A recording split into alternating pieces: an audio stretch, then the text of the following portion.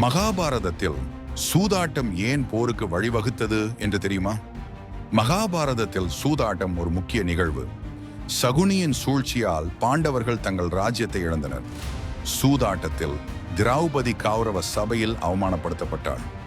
அவளுடைய துகில் உரிப்பு நிகழ்வு அனைவரையும் அதிர்ச்சிக்குள்ளாக்கியது.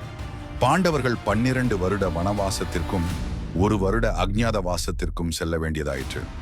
இது இரு குடும்பங்களுக்கிடையேயான பகைமையை அதிகப்படுத்தியது. சூதாட்டம் அரசியல் மற்றும் உணர்ச்சி ரீதியான விளைவுகளை ஏற்படுத்தியது. இது குருக்ஷேத்திர போருக்கு முக்கிய காரணமாக அமைந்தது. சூதாட்டம் தர்மத்தின் தோல்வியையும் அதர்மத்தின் வெற்றியையும் குறிக்கிறது. இது நீதிக்கும் அநீதிக்கும் இடையிலான போராட்டத்தை வெளிப்படுத்துகிறது. சூதாட்டம் ஒரு குடும்பத்தின் அழிவுக்கு வழிவகுத்தது. இது ஆணவம் மற்றும் பேராசையின் விளைவுகளை காட்டுகிறது. இது அதர்மத்தின் விளைவுகளை காட்டுகிறது. சூதாட்டம் பற்றி நீங்கள் என்ன நினைக்கிறீர்கள்? கமெண்ட் பகுதியில் பதிவிடுங்கள்.